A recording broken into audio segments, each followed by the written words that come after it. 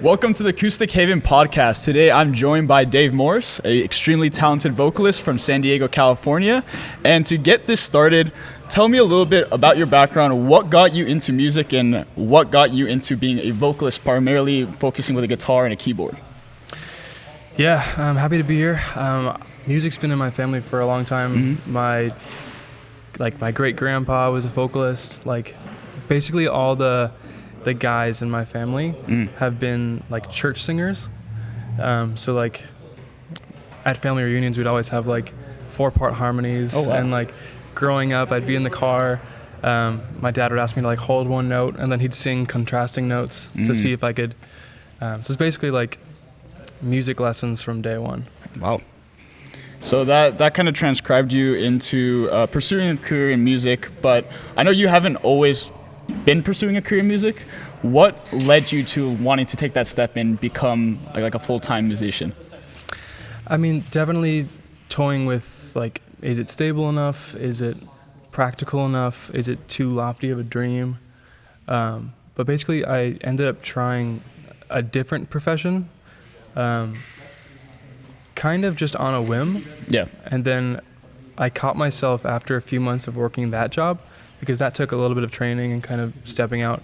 And I thought to myself, why am I stepping into something completely new when I haven't even tried music yet? So that was around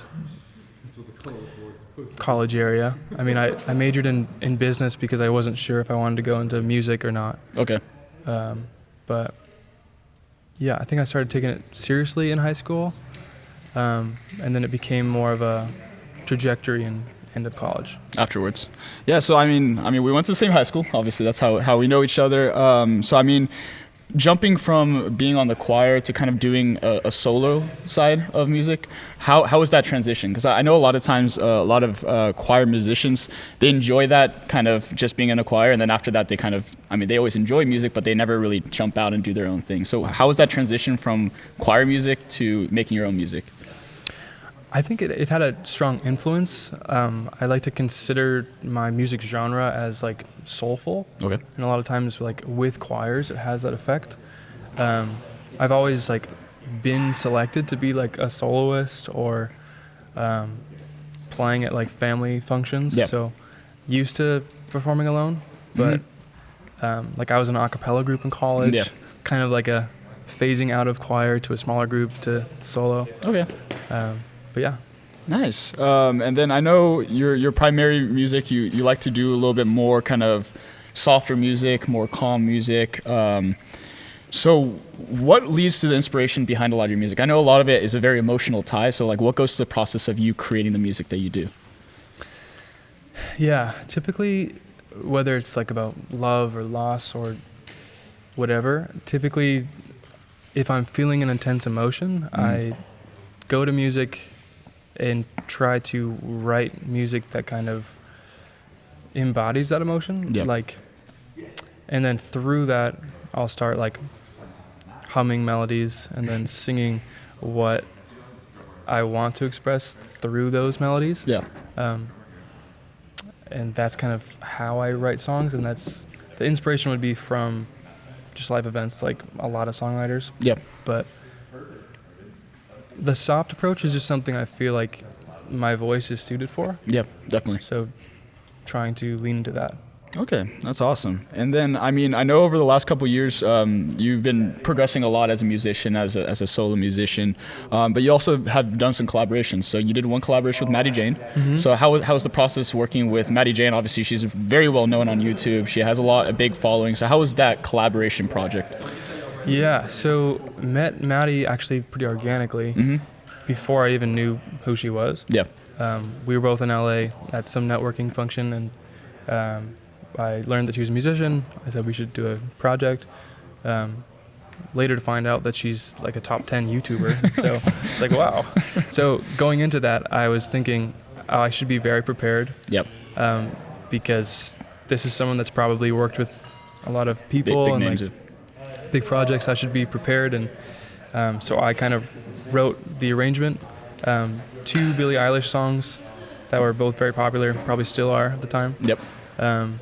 And put them together and then kind of acted as a director for the project. Ended up taking a different pivot to making the project a collaboration. Yeah. I kind of went into it thinking that I would my being prepared was directing. Yeah. But it was a great experience. I mean, she's a phenomenal singer. Great perspective on arrangement, and we put it on her YouTube channel, my YouTube channel, and then the audio from it on Spotify. That's awesome. Yeah, those obviously collaborations are very, very important for musicians to get your name out there and all that. But I also know within the last year you also were on So Far Sounds.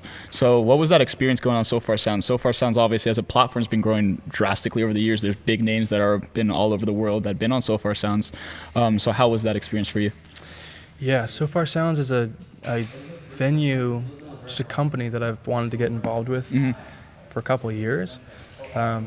It's kind of like they don't really, the people that work there, that's not their main job. Yep. And because of that, there's a lot of submissions. It's hard for them to get back to people. So it's kind of like if you know someone, then you might be able to fill a spot. Yep. So I was lucky enough because I think someone canceled and then someone that knew someone recommended me. Okay. So it was a little bit last minute, but it was definitely a goal of mine. So yeah, and just the networking that happens there, being surrounded by very talented people. Of course. And it's cool because with house shows or shows that I host, 80% of the people I already know. But So Far Sounds, I knew only the person I brought. Wow, that's phenomenal. So it's kind of cool to have a completely new demographic. Nice.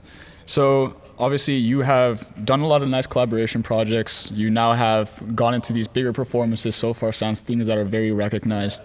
So I know you also work outside of you making music. So how is it as the musician lifestyle? How is it balancing both between you got to make money off something, you got to have your business, and you're investing it back into your music. So how does that balance work? What is your daily life like? Yeah. Basically what you said, the day job for a lot of people and for myself up until recently was a coffee shop or a bartender or something that allows flexibility. Yep. But wanting more stability, I picked up an 8 to 5 job, which is totally doable with music because most gigs are at night. It's just a little bit more of the hustle mentality to lean into. Yep. So it's financially freeing to do that, obviously, and basically it kind of being more busy makes me more productive. Okay. I've learned. So yeah, basically I try to play on the weekends, try to do events like this. Yeah. Yeah. And push it forward. That's awesome. So now that you are established yourself, you are working this as a job, what is next? What are you trying to do now with your music? What is the next stage you're trying to get to? Taking one step closer to music being my full-time job. Okay. I know I can get there, but just trying to network with the right people and build relationships. Basically trying to expose my music to a bigger group of people. Of course. Nice. I think those are realistic goals, obviously, for a musician. That's the end goal, is that is your life, and you can focus purely on that and perform and tour and merchandise and all that good stuff and making money off of it. But one interesting thing that I always wanted to understand from artists is usually the inspiration has to come from something. So what is the artist that inspired you to make more music? Yeah, I mean, I remember this one moment, I think early college. I was in a recreation room, and I heard music from the radio, and it really inspired me. Okay. So from there, my goal was to have enough influence to inspire other young musicians. Through just radio. Through radio or shows or whatever. And it's always amazing when younger people or older people come up to me and want to pick up the guitar more or want to start singing. So that's an intrinsic motivation. But I mean, also to do well. Everything I do, I want to do it well. And providing, and so, yeah. those are all motivations. I think those are great motivations, but the one thing I'm really looking for is there any specific musicians that inspire you as well on the extrinsic side? Yeah. My top 5 influential musicians are James Morrison. Okay.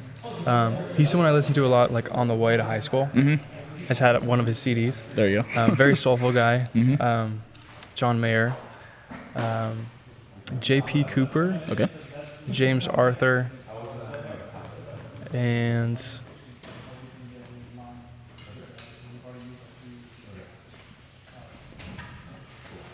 just a nice 4. Not the last one. It's all good. There's multiple artists. The yeah, I mean, I know you also do a lot of cover songs. I know you've done J.P. Cooper, you've done multiple of his covers. So do you choose your covers based off musicians that you kind of feel like you align with more? Or yeah, it's kind of like a hard line to draw because you want to sing top 40 songs that are like popular to people. Yep. But a lot of times with like when you're mixing 2 genres, the audience might be smaller, like pop and soul. Yeah. Like there's only so many artists and they're not technically the most popular. So I try to do like a little bit of those artists that I really like, but then also put that genre spin on top 40 stuff. Yeah, bigger names. Okay. I think that's a very good technique and good strategy. The way that we always like to close out the Acoustic Haven podcast show is providing some advice to young musicians, especially as you're talking about inspiring them, getting them to pick up their guitar. So do you have any words of wisdom for those that want to get into music or make music their life? Yeah, I mean, definitely I would say like take it slow. Okay. Like a lot of times music can be exciting and like, oh, I want to release stuff, but and I was told this, but I still did it. Like, I've released stuff that I've taken down, which is money and time. Yep. So, like, really, like, invest in your music community. Before you release something, have, like, whoever you look up to, just ask them if they could be a second set of ears. Yep. Because a lot of times, if you're working with a project, like, it's so much, then you can kind of just think it sounds great and, like, not Other people not don't. want to... or just not even know to ask for another perspective. So embrace music community. Just go out and play. Whatever it is, open mics or host your own house show. That's a thing now. In practicing, you know, like when I was like first starting in high school, I didn't start guitar since like until like freshman year of high school. But I just remember so many times just giving up.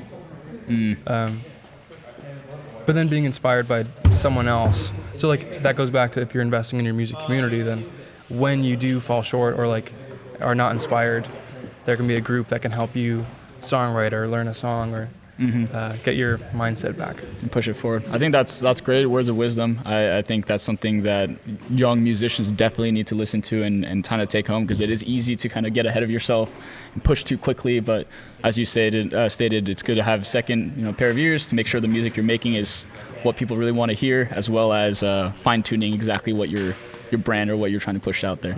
So thank you for being on the Acoustic Haven Podcast, Dave, and wish the best of luck, and I can't wait to see what's next in store for you. Thank you. Awesome.